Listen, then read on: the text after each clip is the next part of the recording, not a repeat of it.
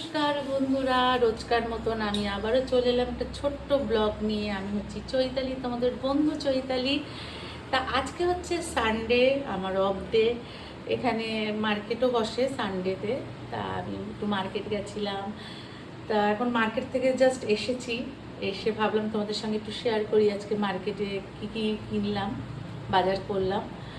তা এখন যে ভিউটা দেখতে পাচ্ছি এটা আমার কিচেন থেকে দেখা যাচ্ছে। দেখো তো এত সুন্দর আকাশটা, পলিউশন ফ্রি একদম।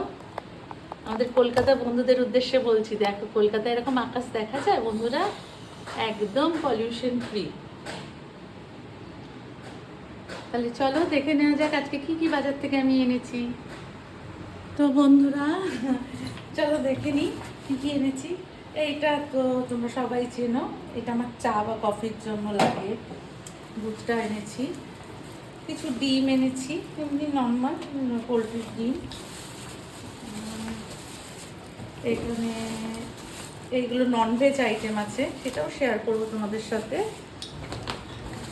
ভেজিসগুলো আমি শেয়ার করে নিই। এর মধ্যে কি আছে, আচ্ছা আচ্ছা, পেঁয়াজ।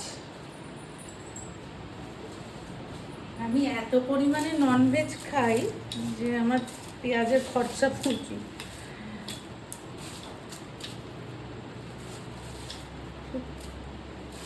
এই পেঁয়াজ নিয়ে এসেছি, পেঁয়াজটা রেখে দিলাম এখানটা।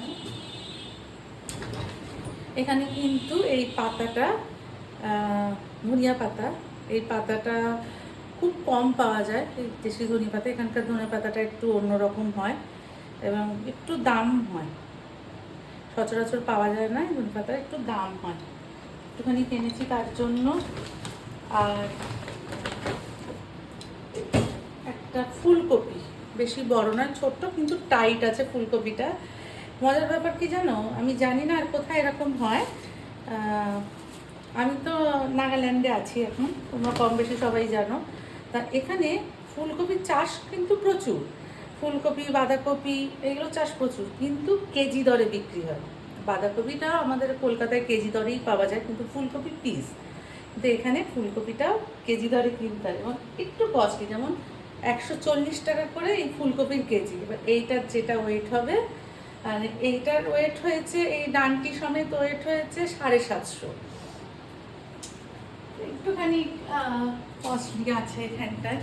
তা আমি এখান থেকে একটুখানি কেটে নিই, পিস করবো তো, এতদিন দরকার নেই, পরিষ্কার করে রাখলে বেটার।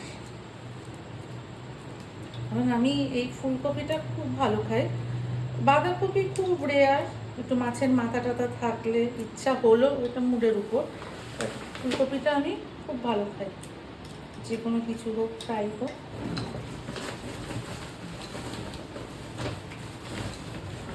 এইগুলো হচ্ছে আমার স্যালাড, রেগুলার স্যালাড লাগে, তার মধ্যে আমার এই ক্যারটস ছিল না, গাজর, দেখো এখানে এই গাজর, বিট,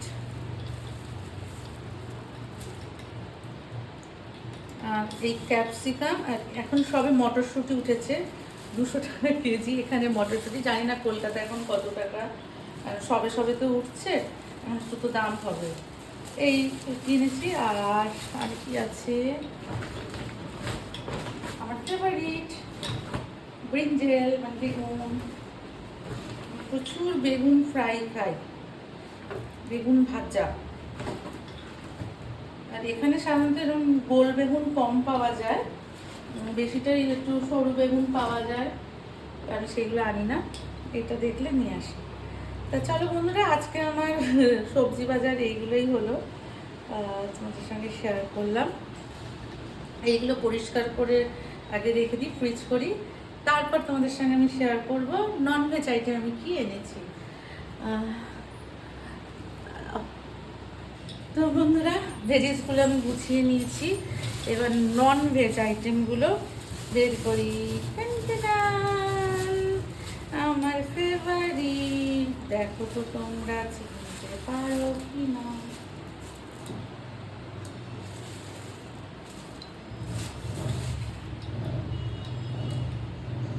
প্রথম খুব আফসোস করতাম, দেখেছো লাইভেও বলেছি, ইলিশ খেতে পারি না। এখন ইলিশ খেতে খেতে মাঝে বাজারে গেলে বলে ইলিশ নেবে না, যথেষ্ট ইলিশ খাচ্ছি। তা মাঝে 1-2 দিন গ্যাপ দিয়েছি বলে আজকে আবার ইলিশ নিয়ে চলে এসেছি। আর এইটা হচ্ছে নর্মাল কাতল, কাতলা মাছ, কাতলা মাছ। আচ্ছা, এটার মধ্যে কি আছে? ও, কাতল মাছের তেল দিয়েছে। বাপরে বাপ, কত তেল! খেতে তো ভাল লাগে, আষ্টে জিনিস ঘাটতে, যারা ঘাটতে তারা জানে কিরকম লাগে। আচ্ছা, এইটা হচ্ছে আজকে সোস টপার। কারণ আমি ঠিক করে নিয়েছি একবার যাও একটু ডায়েট ফায়েট করে, খুব টাফ ডায়েট করেছিলাম, করার পর একটু স্লিম হয়েছিলাম। তা দেখলাম না, লোভ যখন আমার যাবে না, তা যা হবে বাবা খেয়েই হবে, খেয়েই মোটা হই, খেয়েই মরে যাই, যাই হয়েছে না খেয়েই হোক। তো বেশি আনিনি, অল্প করে একটু লাল লাল ঝাল ঝাল করবো, বানাবো মাটন।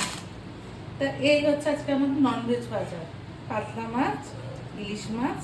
ইলিশ মাছটা খুব একটা বড় ছিল না, মানে পেটি কাটা এইরকম পিস হয়েছে। আর মাটন। তা আজ এই অবধি থাক, এখন অনেক কাজ বাকি। এখন এইগুলোকে ধোয়া পরিষ্কার করে রাখতে হবে। মাটনটাই শুধু বানাবো আজকে, তার প্রিপারেশন নিতে হবে। ঠিক আছে, চলো বন্ধুরা, আজকের মতন টাটা, বাই বাই। সবাই কমেন্টসে জানাবে আমার এই ব্লগটা তোমাদের কেমন লাগলো।